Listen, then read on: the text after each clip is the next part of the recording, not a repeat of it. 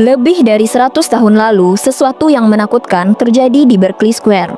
Nameless Thing atau entitas tanpa nama adalah julukan yang diberikan kepada makhluk misterius yang dilaporkan menghuni gedung 50 Berkeley Square, Inggris pada abad 18 dan 19.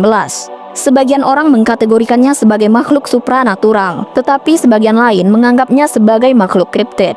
Kompleks Berkeley Square dibangun tahun 1740 oleh William Kent, dan gedung nomor 50 pernah dihuni orang penting seperti Perdana Menteri George Canning.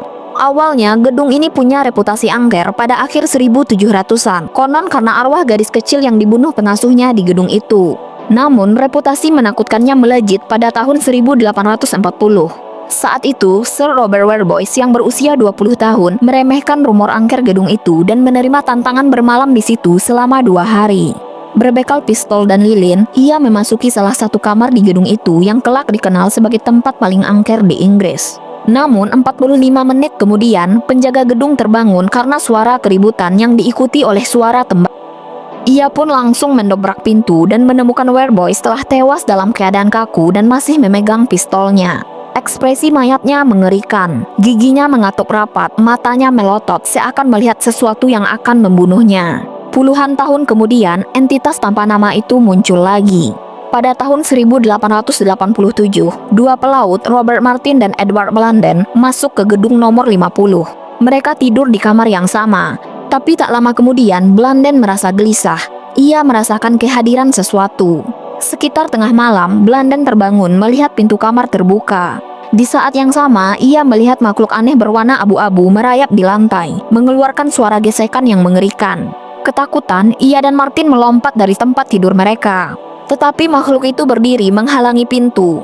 Saat Blunden mencoba meraih senapannya, makhluk itu melompat ke lehernya. Martin panik dan lari mencari pertolongan. Beberapa waktu kemudian, ia pun kembali dengan seorang polisi. Tetapi saat ia kembali, kamar itu sudah dalam keadaan kosong. Mengerikannya, tak lama kemudian mereka menemukan Blunden tewas di basement gedung. Tubuhnya dalam keadaan terpotong-potong, wajahnya menyiratkan ketakutan ekstrim di akhir hidupnya. Penampakan lain makhluk ini juga dilaporkan oleh tokoh penting seperti anggota parlemen Thomas Littleton. Suatu malam di kamar yang sama, ia melihat makhluk aneh dan menembaknya.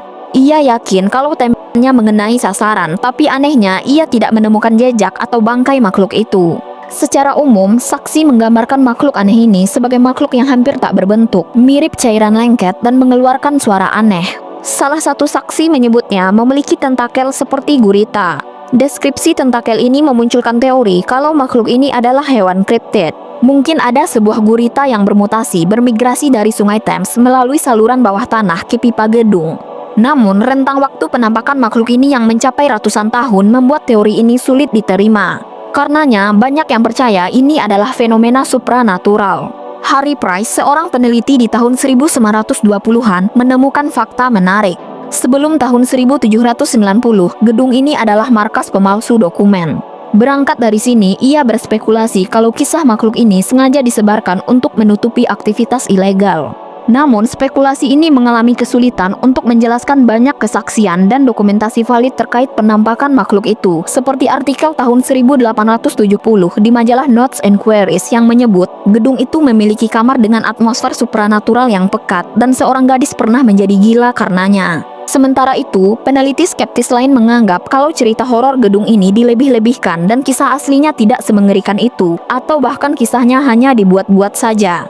Sejak 1938 sampai tahun 2015, lantai dasar gedung tersebut beralih fungsi menjadi toko buku langka Max Brothers. Selama toko buku tersebut beroperasi di gedung itu, tidak ada laporan penampakan sama sekali. Tapi karyawan toko tersebut dilarang naik ke lantai atas tempat penampakan makhluk misterius itu terjadi. Salah satunya disebabkan oleh larangan polisi sejak tahun 1950-an untuk menggunakan lantai atas sekalipun itu hanya untuk gudang. Tidak ada yang tahu alasan pasti di balik peraturan ini. Namun, paling tidak kita bisa menduga apa alasannya.